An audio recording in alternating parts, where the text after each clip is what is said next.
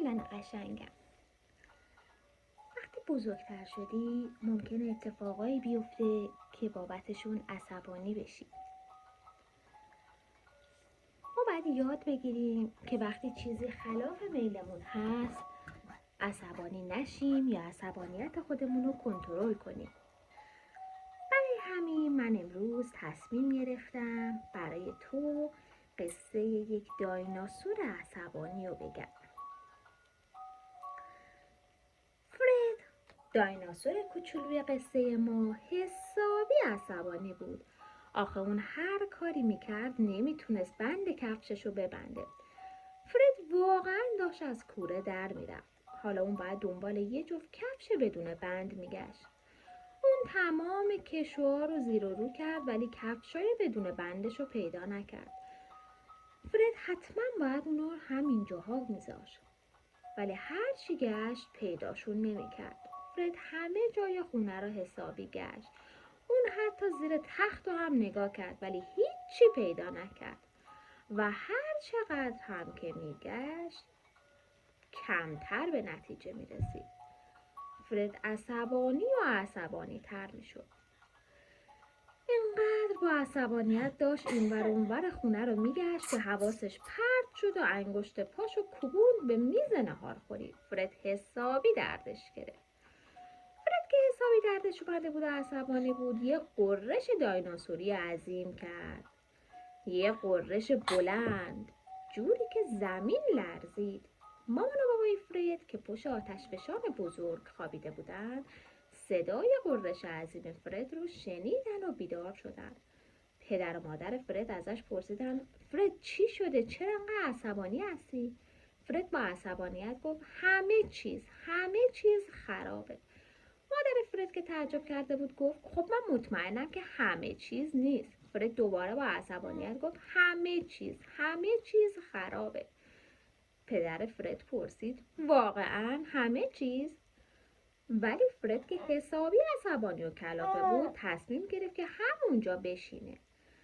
اون انقدر عصبانی بود که پشت سرش رو نگاه نکرد و ندید که اونجا یک کاکتوس بزرگه. فرد ناگهان از جا پرید و با گریه گفت آی. فرد اومد با دستش دمش رو بگیره ولی حواسش نبود که خار توی دمش رفته. خارای توی دمش رفتن توی دستش. فرد دوباره داد زد و گفت آی ببینید حالا باورتون شد امروز همه چیز بد و خرابه.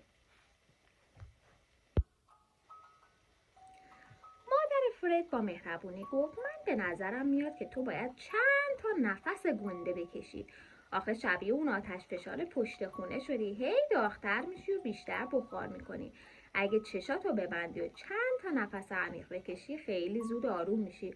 اون وقت میتونی حواستو بیشتر جمع کنی و ببینی که داری چی کار میکنی. من مطمئنم که اونجوری حالت خیلی بهتر میشه. این واقعا ممکنه؟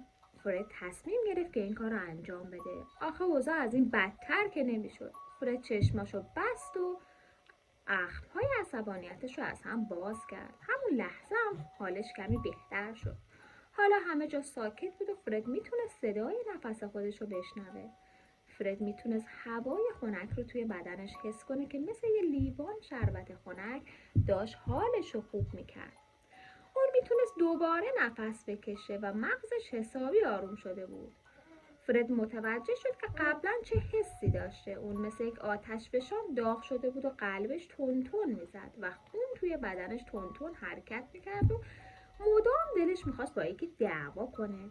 اون حالا دیگه اون حس رو نداشت. الان متوجه شده بود که همه جا امن و امان و ساکته. همونطور که فرد اونجا ایستاده بود و نفس میکشید فکری به ذهنش رسید. فرد کوچولو گفت من الان یادم اومد که کفشای بدون بندم کجان. دیروز وقتی میخواستم تو اون گودال گل شنا کنم اونا رو از پام درآوردم.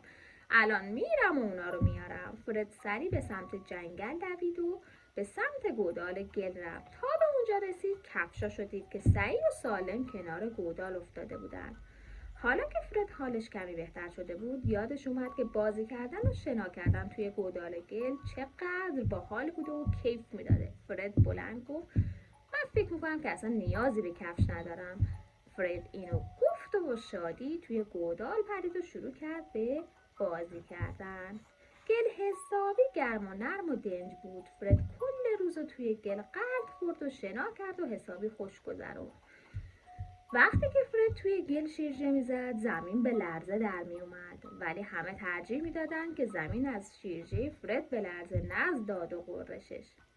خب میلم قشنگم، اینم قصه دایناسور کوچولوی ما که خیلی عصبانی بود و یاد گرفت باید با آرامش کاراشو انجام بده.